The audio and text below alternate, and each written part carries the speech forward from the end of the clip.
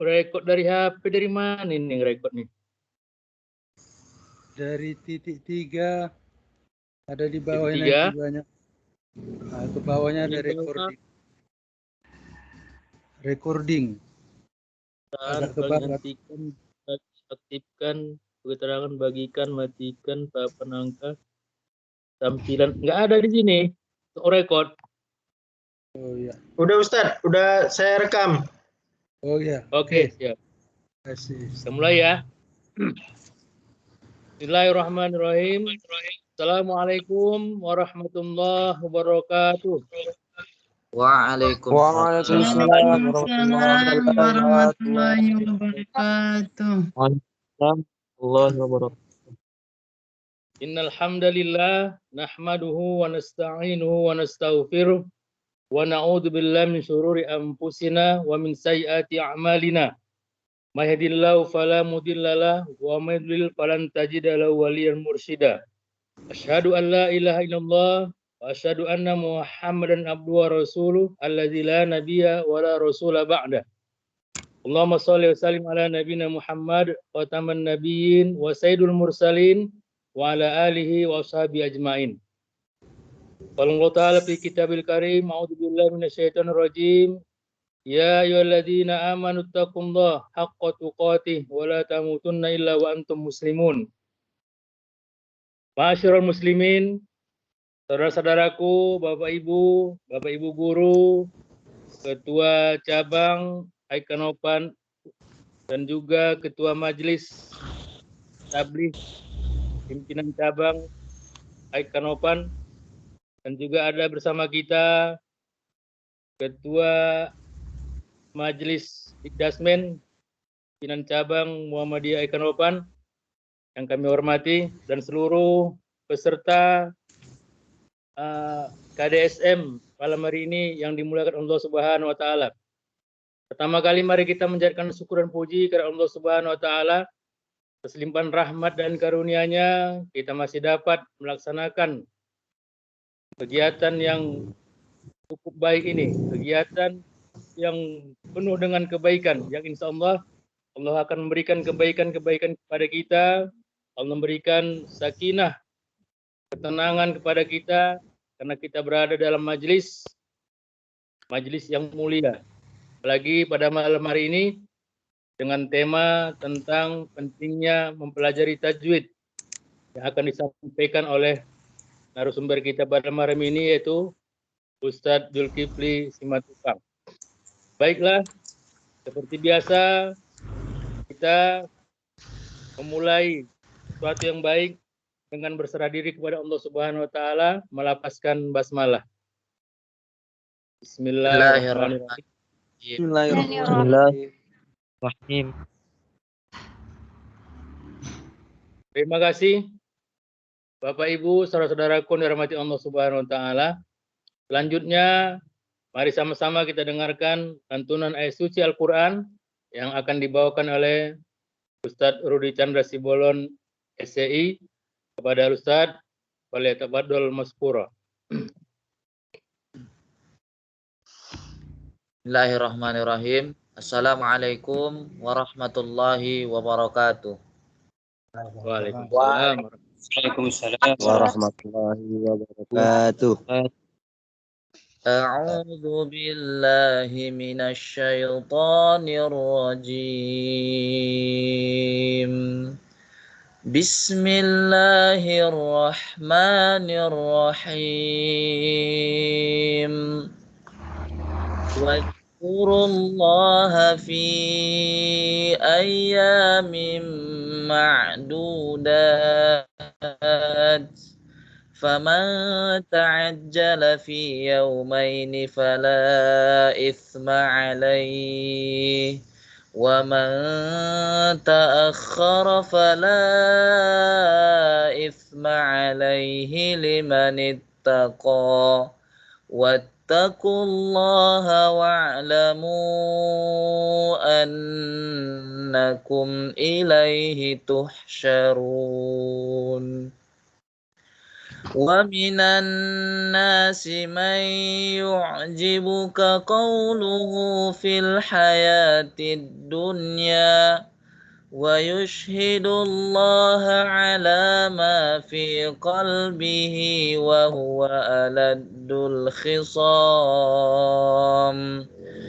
وإذا تولى سعى في الأرض يفسد فيها ويهلك الحرث والنسل والله لا يحب الفساد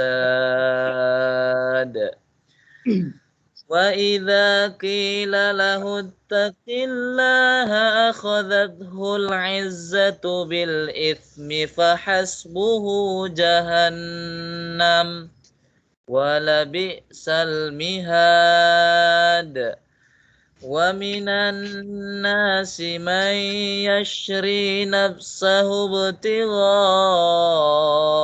مرضات الله والله رؤوف بالعباد يا أيها الذين آمنوا ادخلوا في السلم كافة ولا تتبعوا خطوات الشيطان إنه لكم عدو مبين فإن زللتم من بعد ما جاءتكم البينات فاعلموا أن الله عزيز حكيم والحمد لله رب العالمين Wassalamualaikum warahmatullahi wabarakatuh. Waalaikumsalam.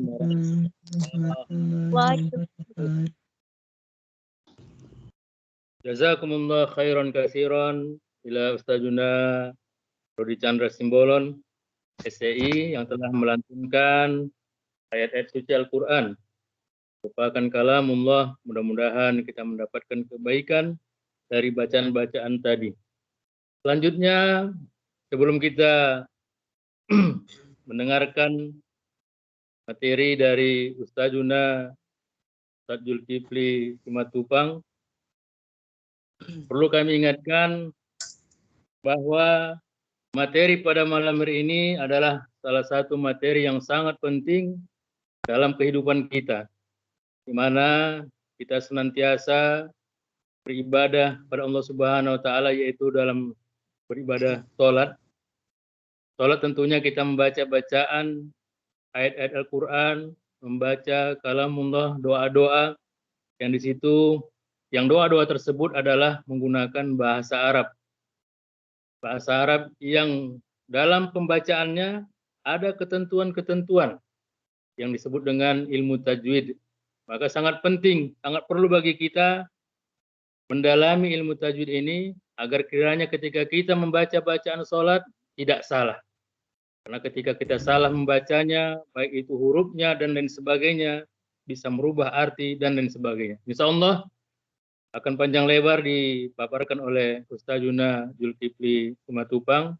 Untuk itu, mari kita siapkan diri kita untuk menyerap ilmu yang luar biasa ini, yang agung ini.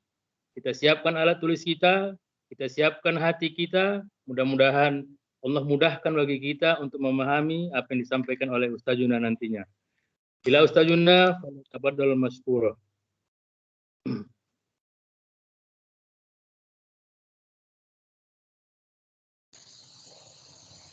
Terima kasih Ustaz.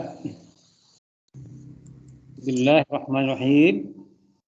Assalamualaikum warahmatullahi wabarakatuh. Waalaikumsalam warahmatullahi wabarakatuh.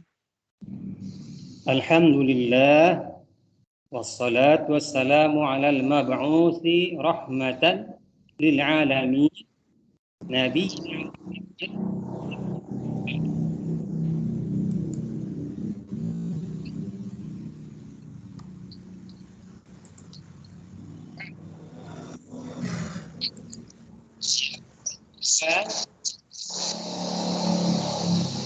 para hadirin, dari yang pertama dari panitia penyelenggara KDSM yang diketuai oleh Pak Lauzinur Harahap dan beserta staf-stafnya. Juga yang saya muliakan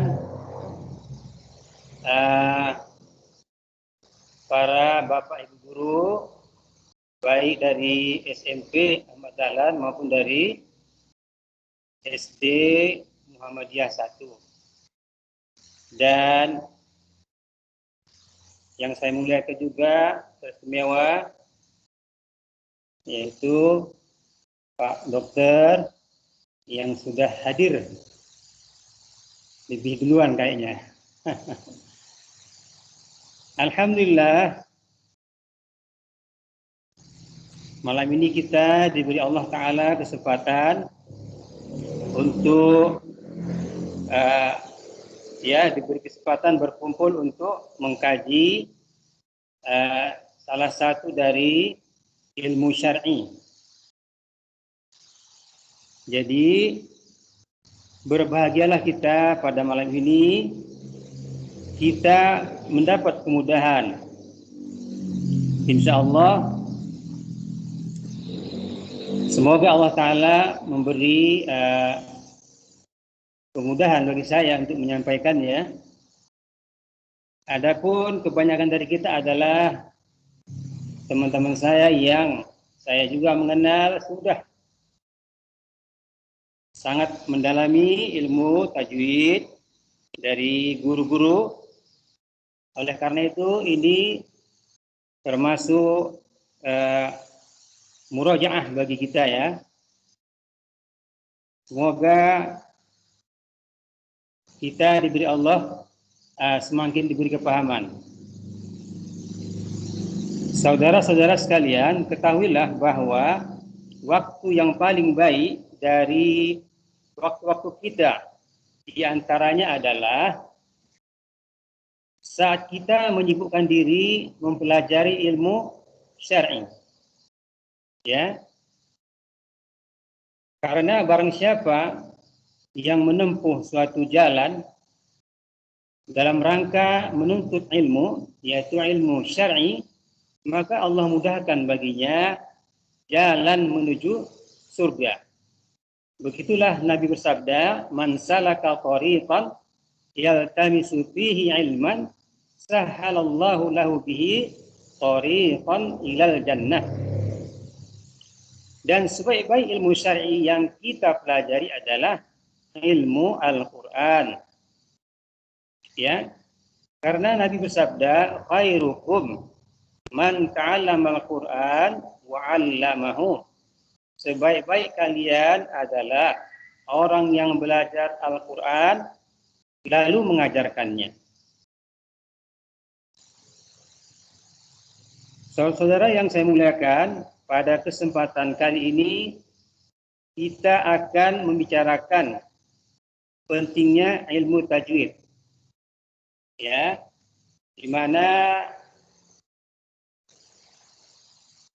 judulnya adalah mengutamakan belajar tajwid. Nah, itu judul singkatnya. Judul panjangnya mengutamakan belajar tajwid sebelum menghafal Al-Quran. Itu ya judul lengkapnya. Jadi ini adalah sangat penting. Kenapa? Sebab ilmu tajwid adalah ilmu yang mulia, yaitu mengajarkan tentang tata cara membaca Al-Quran yang agung secara benar. Tentulah tata cara ini datangnya dari Allah Subhanahu wa Ta'ala. Hal ini dapat kita lihat ketika Rasulullah menerima Al-Quran itu sifatnya sama, ya, yaitu mendengar secara lengkap dari malaikat Jibril. Nah, di dalam Al-Quran yang Nabi terima itu sudah lengkap dengan ilmu tajwidnya. Ya, sebagaimana yang dikatakan oleh Al-Imam Ibnul Jazari, beliau adalah ulama yang faqih di dalam ilmu tajwid. Beliau mengatakan wal akhdhu bit tajwidi hatmun lazimu man lam yusahhihil qur'ana athimu bi annahu bihil ilahu anzala wa hakada minhu ilaina wasala. Membaca Al-Quran dengan tajwid hukumnya wajib. Barang siapa yang tidak memperbaiki bacaan Al-Quran, dia berdosa.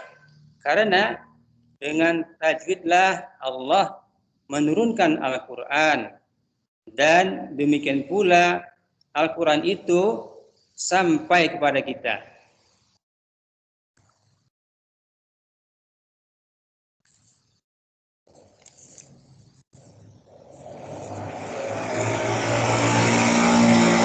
Saudara-saudara yang saya muliakan, kita langsung masuk kepada pembahasan pokok tentang ilmu tajwid. Yang pertama, kita lihat dulu definisi ilmu tajwid, ya. Tajwid adalah dari kata bahasa jawwada yujawidu tajwidan, ya. Tajwid artinya memperbaiki. Sama juga dengan tahsin, ya, tahsin. Hassana yuhassinu tahsina, ya, tahsin artinya memperbaiki.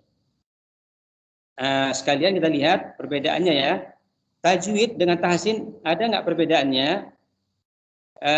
Ada sebagian ulama mengatakan tajwid dan tahsin ada bedanya, ya. Kalau tahsin adalah memperbaiki secara langsung ketika murid membaca, guru mendengarkan. Jadi praktek dia. Kalau tajwid adalah teorinya, penjelasan materinya. Baik, itulah dia secara bahasa tentang definisi tajwid. Adapun menurut istilah, tajwid adalah ikhraju kulli harfin min makhrajihi wa i'ta'uhu haqqahu wa mustahaqqahu minas sifati, yaitu mengeluarkan setiap huruf dari makhrajnya dan memberikan hak dan mustahak dari sifat-sifatnya. Ya, ini masih perlu diperjelas lagi bahwasanya mengeluarkan huruf dari setiap tempat keluarannya itu ada satu hak dan mustahak. Yang hak adalah setiap sifat yang lazim, yaitu sifat yang tidak berubah. Sifat yang tidak berubah dari suatu huruf. Misalnya huruf ketika diucapkan, lebih-lebih kalau dia sukun, maka huruf itu akan keluar sifatnya, seperti mengalirnya udara, ya, disebut hamas. Atau kalau dia diucapkan mantul, qalqalah. Atau kalau diucapkan dia menyebar udara dengan sangat banyak, tapashi, dan seterusnya. Lebih kurang 18 atau 19 sifat daripada huruf. Nah, itu sifat lazim yang tidak bisa lepas dari huruf itu. Adapun mustahak adalah sifat yang berubah-ubah, yaitu kadang huruf itu bersifat idgham, kadang ikhfa, kadang izhar, kadang tarqiq, tafkhim, dan seterusnya. Itu sifat yang berubah. Nah, itu dia, ya, makna daripada definisi ilmu tajwid. Kemudian Pokok bahasan ilmu tajwid. Pokok bahasan ilmu tajwid adalah lafaz-lafaz Al-Qur'an. Ya. Namun ada ulama yang memasukkan lafaz-lafaz hadis. Tapi ketahuilah jumhur ulama mengatakan pembahasan atau materi tajwid itu hanya lafaz-lafaz Al-Qur'an, ya, tajwid dia, panjang pendek dan sebagainya. Sehingga lafaz azan itu kan bukan Al-Qur'an, ya. Azan itu adalah hadis, sehingga dia tidak perlu dimasukkan ilmu tajwid. Ya, sebagai contoh, kalau orang azan kadang melebihi 6 rakaat, ya, bahkan sampai 10. Ya kan? Hayya 'alas shalah. Bisa 10, bisa 12. Kemudian lafaz Allah itu cuma 2 rakaat, bisa 4, bisa 5. Allahu akbar, Allahu akbar. Ya, begitulah dia lafaz azan. Karena dia tidak dimasukkan tajwid di sana. Kalau dimasukkan cuma boleh 6 rakaat. Kenyataannya kaum muslimin kalau azan bisa sampai 10 bahkan lebih. Jadi tahulah kita materi daripada tajwid hanya lafaz Al-Qur'an, ya. Tuh. Kemudian kita masuk pada manfaat mempelajari ilmu tajwid. Manfaat mempelajari ilmu tajwid yang pertama kali adalah untuk menjaga lisan dari lahan atau kesalahan, baik kesalahan jali maupun khafi. Kesalahan jali itu hukumnya haram, ya. Kenapa? Dia merubah huruf atau dia merubah harokat. Seperti merubah huruf, contohnya, ya, sering kali terjadi, ya, huruf H besar, H kecil jadi H besar, Ghain jadi Kha, Sin jadi Shad. Ya, kita masih menemukan orang membaca surah Al-Adiyat fawasatna, harusnya fawasatna, harusnya sa bukan shad. Nah, itu dia jatuh haram dia. Jadi karena dia merubah huruf atau dia merubah harokat. Ya, siratal ladzina an'amtu, harusnya ta. Siratal ladzina an'amta diganti tu dhammah, maka dia hukumnya haram karena merubah makna secara total. Gitu, ya. Itu diantaranya yang pertama tadi untuk menjaga lisan. Kemudian untuk menjaga kemurnian Al-Quran sebagaimana turunnya. Yang kedua, yang ketiga untuk agar kita mendapat pahala karena bacaan yang bagus dijanjikan Rasulullah, orang itu mendapat pahala yang sangat tinggi sehingga dia di surga bersama para malaikat. Dan adapun orang-orang yang dia membacanya salah, tapi dia belajar, maka Allah beri pahala 2 baginya, ya. Di situ di hadisnya kata Rasulullah, wa yatata'u fihi wa huwa alaihi syaqqun lahu ajran. Orang yang belajar tapi sering salah, enggak kena-kena, enggak tepat-tepat, Allah Ta'ala tetap memberinya pahala, bukan berdosa, karena dia posisi belajar. Maka oleh karena itu bahagianya, beruntungnya orang belajar Al-Quran, yaitu yang diawali oleh makharijul huruf, ya. Jadi ketika dia latihan, dia salah, tidak masalah, bahkan diberi pahala, yaitu pahala dia belajar dan pahala dia membaca Al-Quran. Itu, ya. Kemudian masuk kepada berikutnya, hukum mengamalkan tajwid. Ya, di sini para ulama berbeda pendapat. Ya, hukum mengamalkan tajwid dalam bacaan itu berbeda pendapat menjadi 3. Ya, ini ulamanya, para ahli di dalam agama Islam. Yang pertama berpendapat hukumnya wajib. Ya, ketika kita membaca Al-Quran, hukumnya wajib bertajwid. Ya, dalam sholat atau di luar sholat. Kelompok kedua mengatakan tidak wajib. Ya. Adapun kelompok ketiga, dia merinci bahwasanya yang pertama, kalau dilihat dari sisi makharijul huruf, dia harus hukumnya wajib. Jadi dia tidak boleh meninggalkan makharijul huruf ketika dia membaca Al-Quran. Ya, tidak bisa dia merubah huruf atau sifat-sifat huruf kurang tepat atau menyimpang.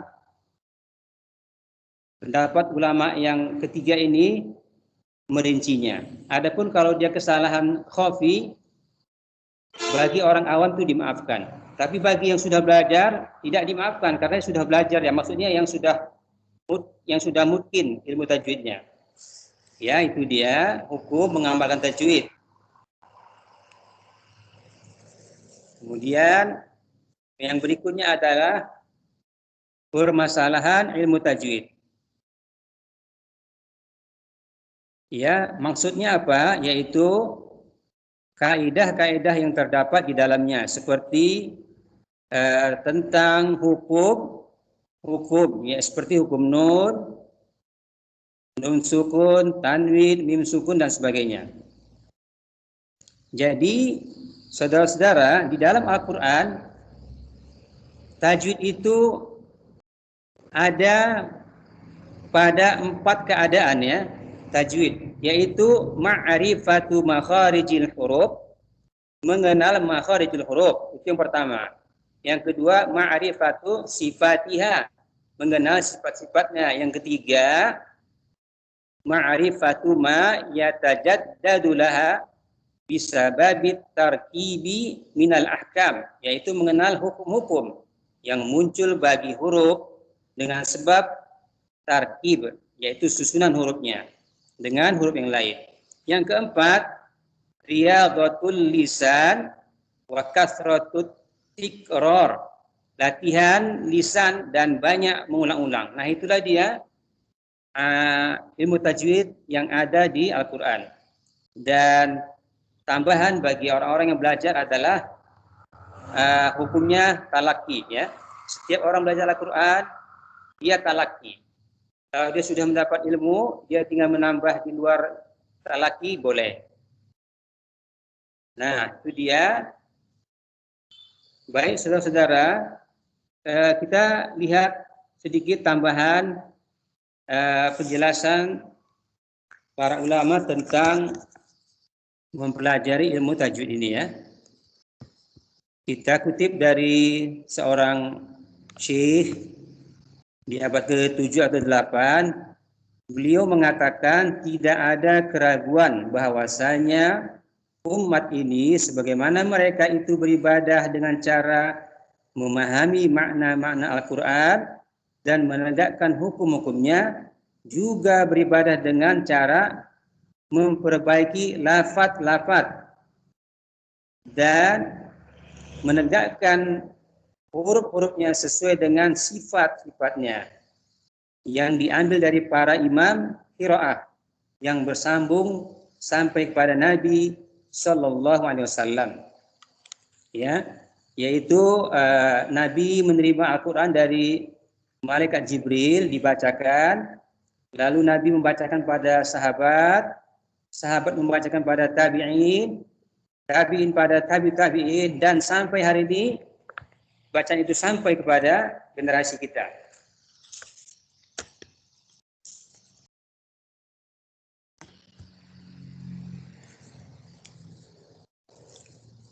Saudara-saudara yang saya muliakan,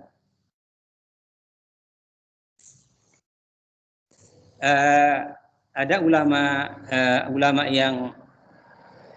yang disebut ulama ahli tajwid, ahli hadis, yaitu Syekh Muhammad Nashiruddin. Ketika dia ditanya tentang permasalahan tajwid oleh seorang penuntut ilmu, dia mengatakan, wahai Syekh, banyak pembicaraan di tengah-tengah umat tentang hukum tajwid. serta penerapan hukum-hukumnya. Sebagian ulama berpendapat wajib dan sebagiannya memperselisihkan. Apa pendapat Anda, Wahai Syekh, dan sebutkan hukum-hukumnya dari dalil-dalilnya. Maka beliau menjawab, sesungguhnya generasi khalaf mengambil qiraah Al-Quran Al-Karim dari generasi salaf, yaitu sahabat, tabi'in, tabi'ut tabi'in, dengan cara yang sudah ma'ruf, yaitu dengan hukum-hukum tajwid. Itu ya. Asalnya hukum tajwid, kata Syekh, merupakan kaidah-kaidah pengucapan bahasa Arab, dan dahulu orang Arab asli, ya, orang Arab asli dulu mengucapkan kalam bahasa Arab itu sangat baik. Namun seiring perkembangan zaman, mereka tercampur dengan orang-orang asing, sehingga orang-orang Arab berikutnya kurang fasih. Jadi kata Syekh, wajib atas manusia untuk membaca Al-Quran dengan kaidah-kaidah hukum-hukum tajwid. Ya. Dan beliau mengatakan tidak perlu aku sebutkan dalilnya, karena Al-Quran itu mutawatir, ya, dari malaikat Jibril, Nabi, sahabat, terus sampai sekarang.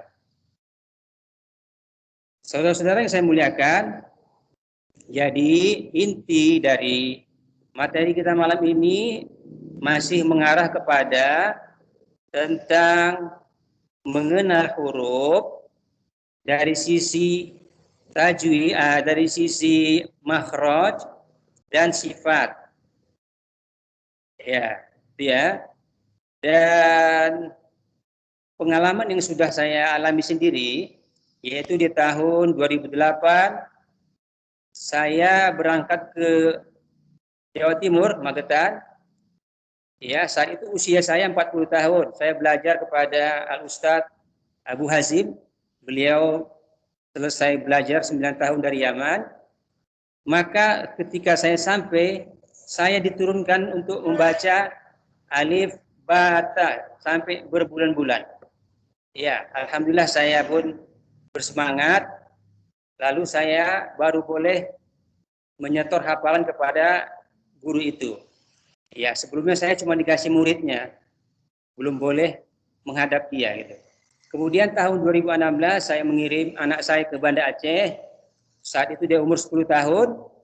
Maka ketika dia sudah 6 bulan di sana, saya tanya, gimana hafalanmu? Maka katanya, kami belum boleh memegang Al-Quran, Pak.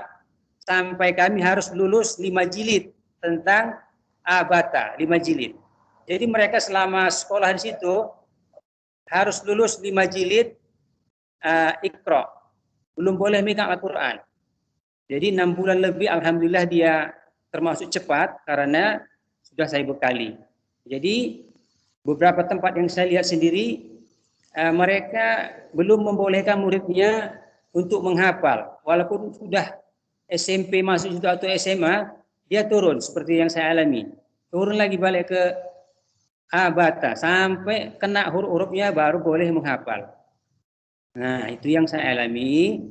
Jadi kami sekarang di SMP Ahmad Dahlan sudah berupaya, karena setiap tahun kami menemukan murid-murid yang tidak mengenal huruf, ya. Jadi di kelas itu dia ada yang sudah pandai membaca, ada yang terbata-bata, ada yang terus tidak bisa. Jadi saya sendiri pun menjadi berpikir terus hari-hari gimana caranya ya. Maka kadang-kadang saya di kelas menyampaikan, anak-anak yang sudah pintar, sabar ya, Bapak mau menjelaskan dulu ini yang dasar untuk teman-teman kalian yang belum bisa membaca. Nah, itulah yang sudah saya alami, sehingga saya sekarang mengajari mereka huruf lagi karena dia tidak tahu. Ya, pernah saya tes murid saya kelas 7, saya bacakan surah Al-Mursalat ayat 1, saya baca, saya suruh dia sambung 1 huruf, bukan 1 ayat. Waktu itu saya baca wal mursalati ur, saya bilang apa itu satu lagi? Dia bilang ain katanya. Jadi saya, waduh, harusnya ini fa gitu.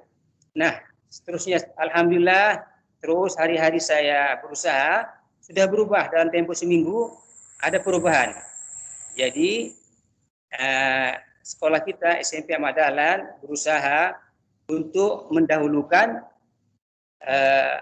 paham dulu huruf, hafalan nggak banyak nggak apa-apalah. Kami mungkin sudah siap kalau nanti orang tuanya ternyata anak itu hafal 1 juz, ya tidak mengapa, yang penting bacanya bagus. Ya. Karena kata Nabi, man qara'a harfan min kitabillahi falahu bihi hasanah. Jadi orang yang baca Al-Quran 1 huruf saja dikasih 1 kebaikan. Kemudian dikalikan 10. Iya, mungkin maknanya kita pahami hurufnya benar ya. Kali 10 dia. Ya, mungkin itu saudara-saudara yang saya muliakan tentang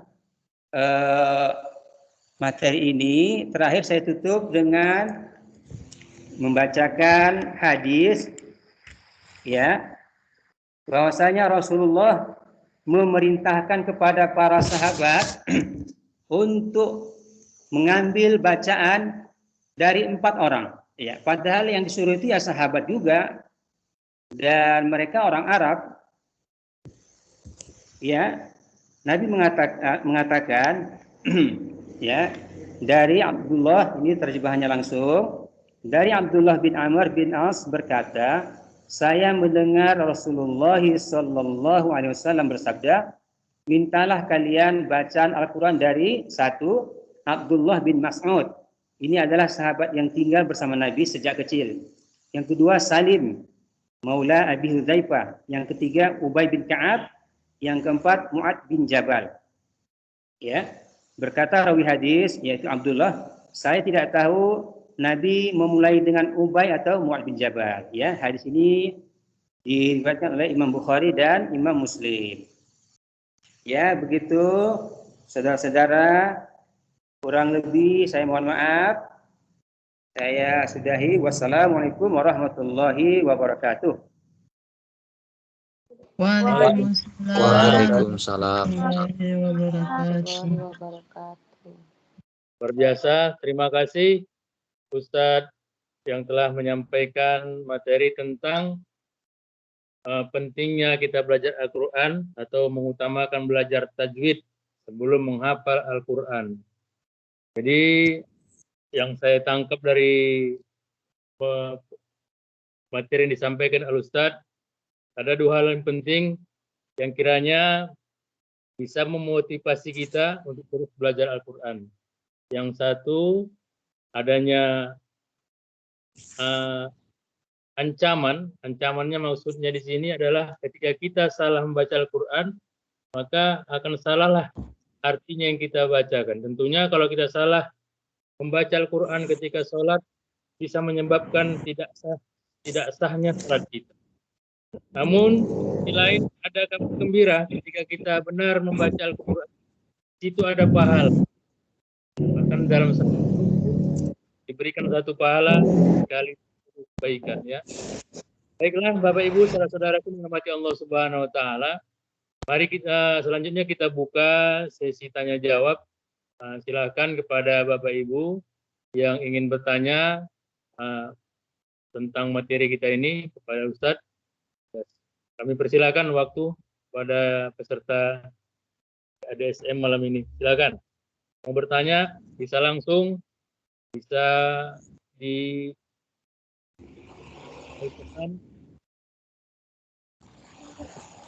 ya, silakan Ustadz Rudi.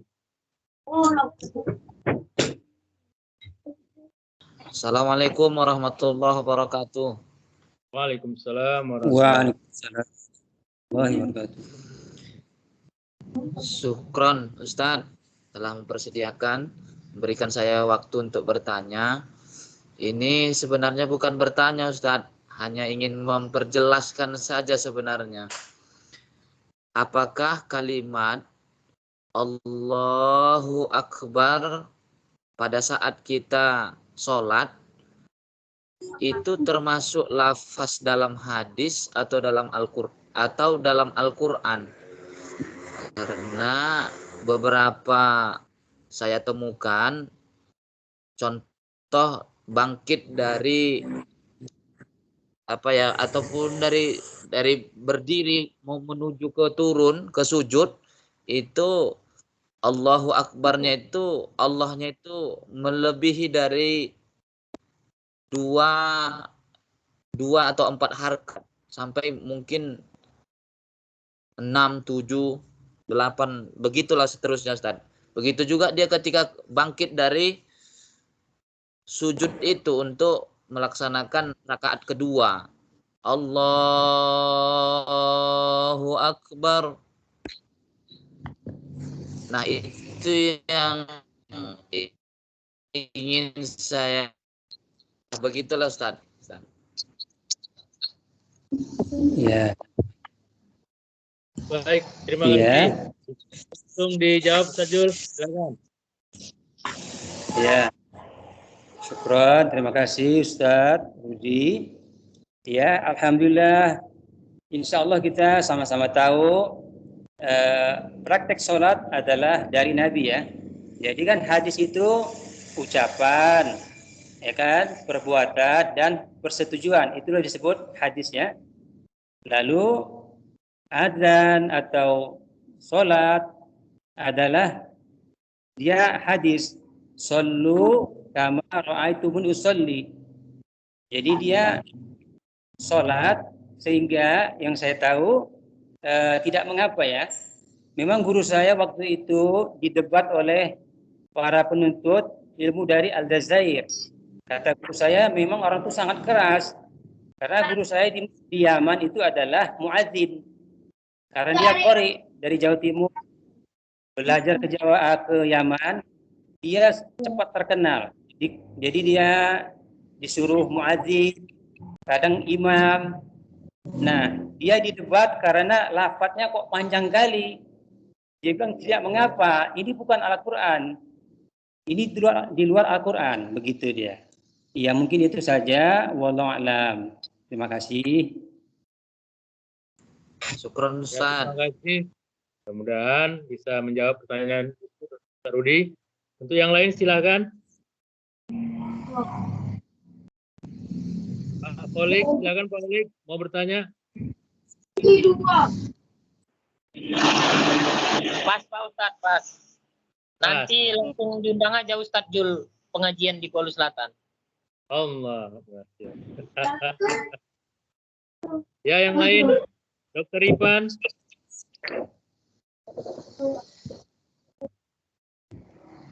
Mas Ustadz, cuma nanti dibicarakan lagi agenda yang tertunda dengan Ustadz Jul.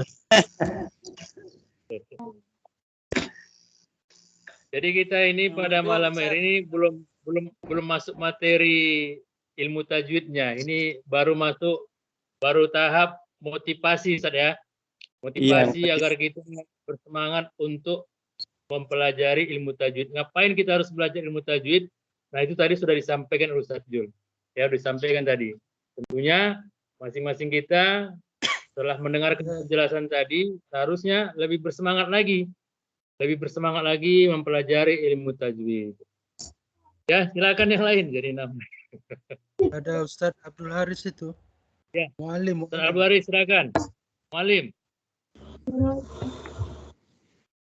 Assalamualaikum Ustadz. Ya, Waalaikumsalam. Sedikit Ustadz tentang masalah imam ya. Ketika sholat dan dia salah membaca, ya gitu kan. Sebagian imam yang salah membaca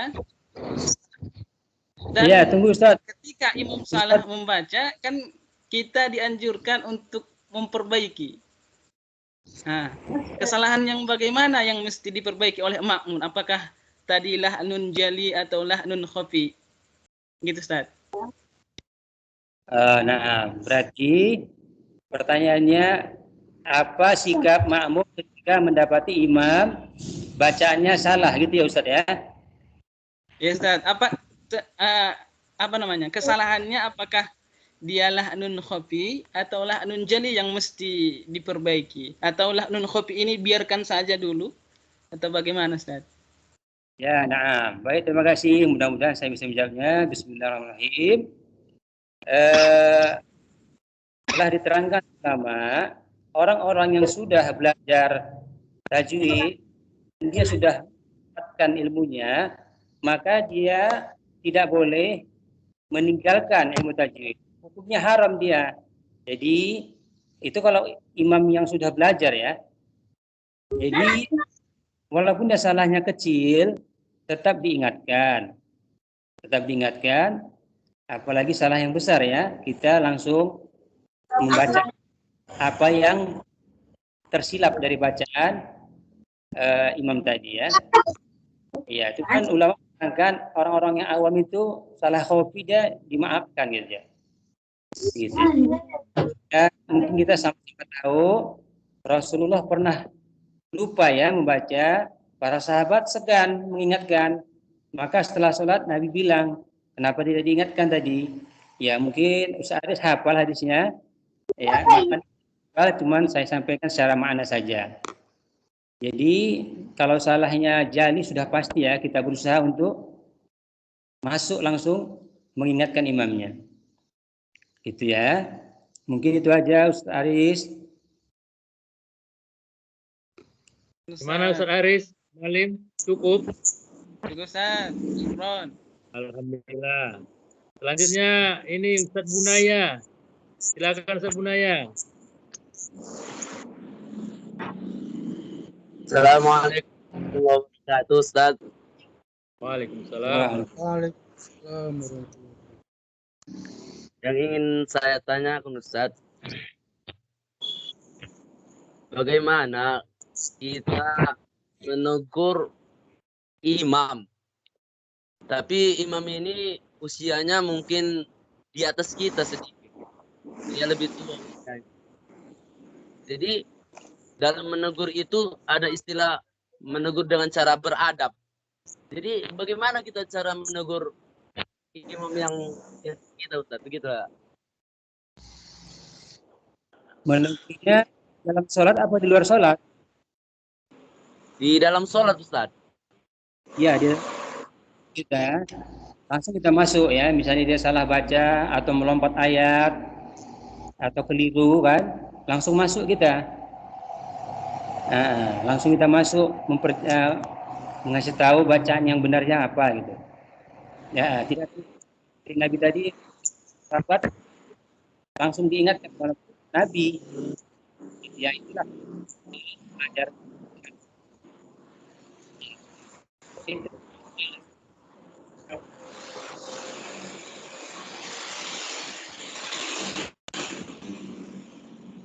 Lagi, silakan. Mohon maaf supaya semangat sedikit. Ini saya terpikir, saudara, di huruf hijaiyah jumlahnya ada berapa ya, saudara-saudara? 28. Iya, 28. 28. Yang lain?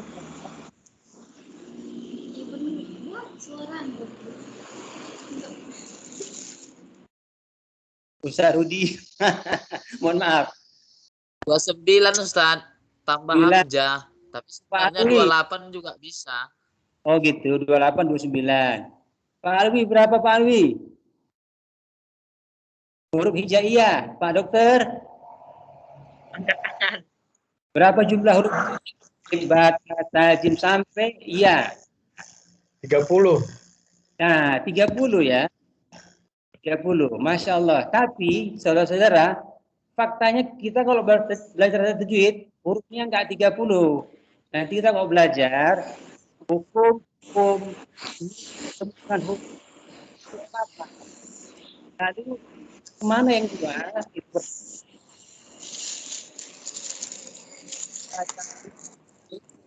Maka nun 28.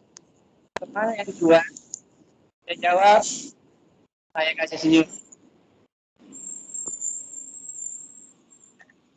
Silahkan. Ya, hijaiyah ada 30, dituliskan di situ, kita sering baca. Tapi kita praktek nanti belajar sukun, maka nun itu hanya bertemu dengan 28. Ya. Saya kasih contoh. 1 iklab, 2 ilahunna, 4 idgham bihunna, 6 izhar, 15 ikhfa. Jumlahnya 28. Enggak ada yang lain. Jadi yang 2 kemana? Pak Dokter? Ya, biar semangat sedikit ya. Ya, mudah-mudahan nanti biar kita buka grup mengaji malam hari. Ada yang bisa jawab? Yang 2-nya tidak termasuk, Ustadz. Apa itu grupnya? 1 Hamzah Ustaz. Hamzah. Nah, terus yang 2? 2 apa ya? Lam alif, Ustaz. Lam alif. Ya, saya ulangi lam alif dan huruf yang pertama alif, bukan hamzah. Ya, bukan hamzah. Hamzah itu termasuk. Ya, misalnya kalau huruf A besar jumpa hamzah, maaf. Kalau nun mati jumpa hamzah, hukumnya izhar. Jadi yang nggak dihitung alif sama lam alif, karena lam sudah ada, alif sudah ada. Yang ya,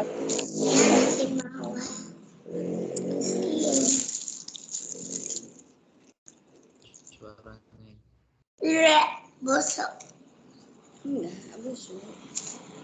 Iya, bosok. Ya, Saya masih. Bu Jubaida kayaknya mau nanya nih, Bu Jubaida. Silakan Bu Jubaida. Ya. Jadi Ustadz, hurufnya ada 28 kan Ustadz? kalau tulis 30. Batas saja sampai ya 10. Kalau 28 nggak ikut. Oh, hitam nali ada bilu-bilunya. Pakai alif dengan mim dipakai dia, cuman dalam hukum nun mati dia nggak kena, nggak ada. 30 ya Ustaz Budaya.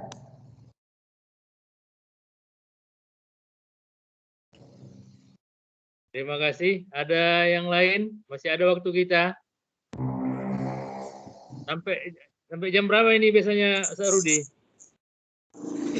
30 ya? Sampai habis Ustaz.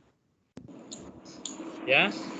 5 menit lagi. Bilu dari daya putih. Silakan, yang lain. Ya, Ustaz Sekali Rudi, lagi, silakan. Ustaz. Ya.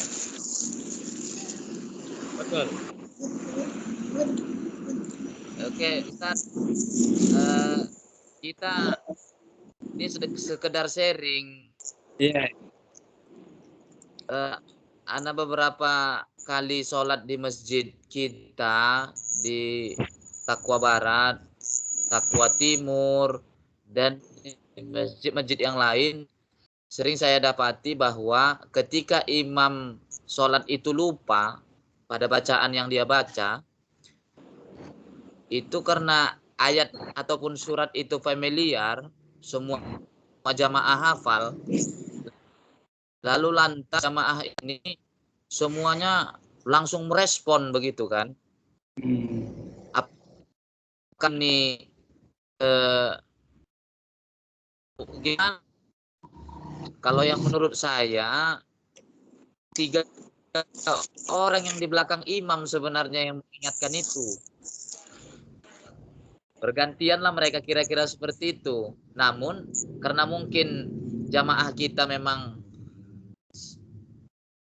hafal ayat yang dibaca oleh imam tersebut, lantas semuanya akhirnya imam yang di depan itu pun cenderung agak sedikit samar-samar mendengar itu gitu. Jadi malah dia juga jadi gugup gitu kan, Pak. Jadi itu saja Ustadz yang mau di-sharingkan. Gimana Ustadz kira-kira Ustadz? Iya, iya. Alhamdulillah. Mungkin tugas Pak PRM. Ya kan? Ya, Pak Ketua PRM, mungkin pas kajian malam Kamis mungkin bisa disinggung bahwasanya yang berhak membantu imam adalah yang di belakangnya, yang di belakang persis. Ya, 1, 2, atau 3. Bukan rame-rame. Iya. Ya, mungkin itu Sama aja. Ustaz, sampaikan nanti.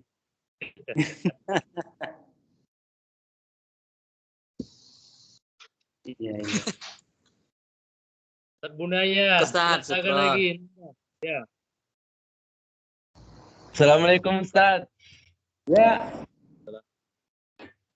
Jadi Ustaz, kan ketika imam di depan, jadi makmumnya yang di belakang itu apakah orang yang harus pandai dalam menguasai tajwid atau orang-orang yang biasa aja Ustaz? Karena kebanyakan di masjid umum yang di belakang itu yang tidak ahli. Yang ahlinya di samping-samping ujung Ustaz. Jadi cemana itu hukumnya? Iya. Ya, betul Ustaz, betul itu. Iya. Budaya baik, ini teguran berarti ya untuk kita ya. Iya.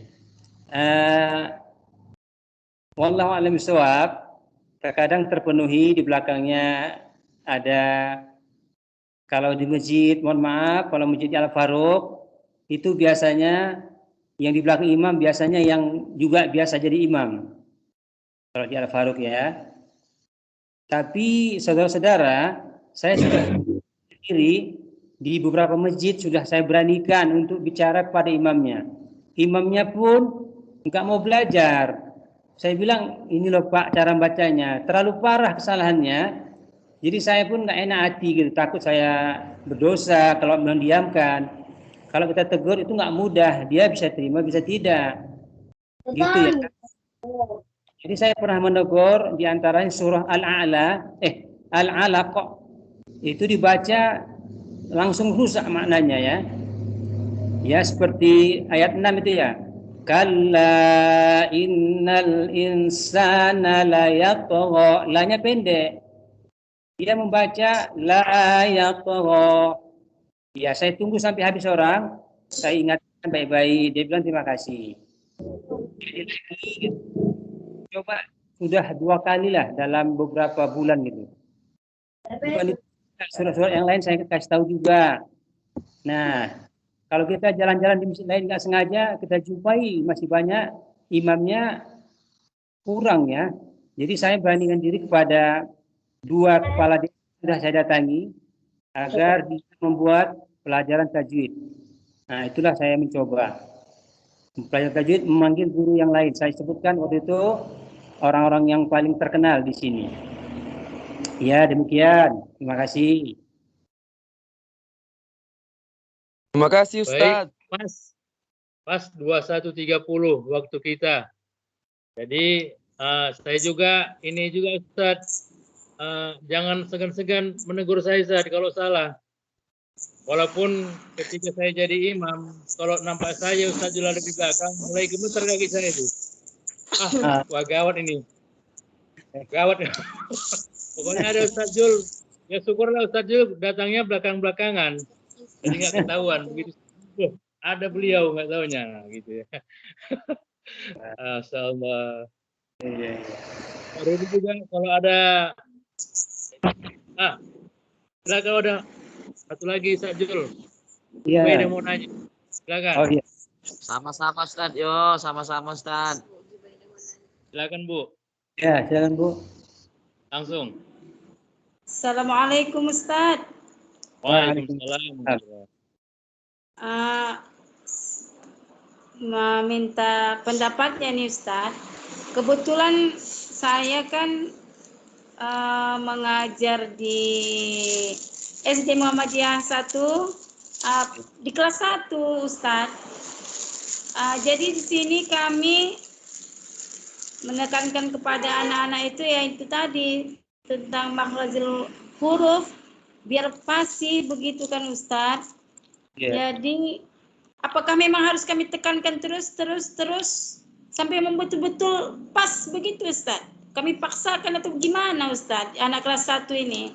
Karena sebagian kan anak-anak itu masih ada yang bahasanya pun masih celat, nggak jelas penyebutan hurufnya. Ya ada juga anak-anak itu yang sudah bisa membedakan sa dengan sya, la, jaza itu hanya beberapa orang. Jadi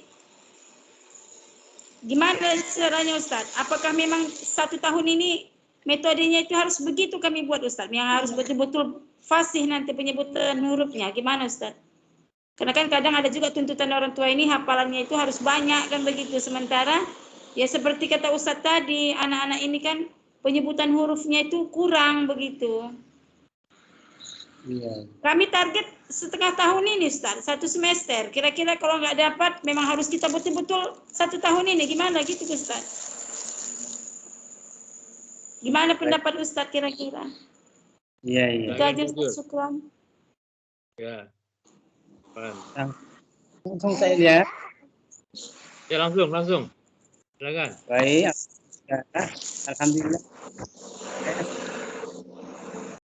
Penjelasan dari Syekh Sulaiman Ar-Ruhaili. Ya, beliau masih hidup. Beliau adalah guru di Universitas Islam Madinah. Beliau mengatakan, jangan dipaksa orang harus bisa. Jangan katanya. Baik anak-anak maupun dewasa, nggak boleh. Kalau dia belajar, ya diupayakan. Kalau nggak bisa, itu nggak boleh dipaksa. Nah, itu dia. Itu. Adapun kita di sekolah, nanti kita asik juga ya kalau boleh kita diskusi kayak mana ya kita menangani anak-anak ini gitu. Yang setahu saya nggak usah dulu hafalan. Mungkin di TK dulu mereka sudah hafal-hafalan gitu. Ya, ringan aja pelajaran huruf agar mereka bisa mengenal huruf, menyambung-nyambungnya. Kalau kefasihannya mungkin belakangan kalau untuk anak-anak itu. Tapi kalau sudah kelas 3 itu diusahakan kefasihannya ya, karena saya sudah nyoba kelas 3 sudah bisa saya lihat, sudah saya coba anak-anak dulu saya pernah ngajar anak-anak sampai sekarang pun masih ya, tapi kan nggak semua anak-anaknya bisa, nggak semua, cuman ada yang bisa ada yang tidak. Kelas 3, 4, 5, nah itu sudah pantas dia bisa mengucapkan dengan baik. Jadi ya mungkin boleh saya bilang ya, di antaranya itu ada 2 orang di rumah ini yang mengaji. Dia saya dengar mantap kali mengucapkan huruf-huruf itu. Seperti huruf B, Doa. Saya senang kali mendengarnya. Bagus. Waktu itu masih lagi SD. Ya, baru tahun ini dia masuk SMP ya. Ya, gitu ya Bu. Terima kasih. Alhamdulillah. Cukup Bu ya? Sudah terjawab ya? Luar biasa. Baiklah, Bapak Ibu, saudara-saudaraku yang dirahmati Allah Subhanahu wa taala, Ustaz Juna yang kami muliakan, mudah-mudahan pengajian kita malam hari ini mendapatkan keberkahan dari Allah Subhanahu wa taala, kemudian kita mendapatkan motivasi yang kuat dari pengajian ini untuk terus belajar tentang tajwid. Kita berupaya, kemudian kita berdoa kepada Allah Subhanahu wa taala. Allah mudahkan kita belajar Al-Quran ini, belajar tajwid, dan Allah benturkan lidah kita untuk mengeluarkan huruf-huruf dari tempat-tempat yang sebenarnya. Begitu Ustaz ya? Amin.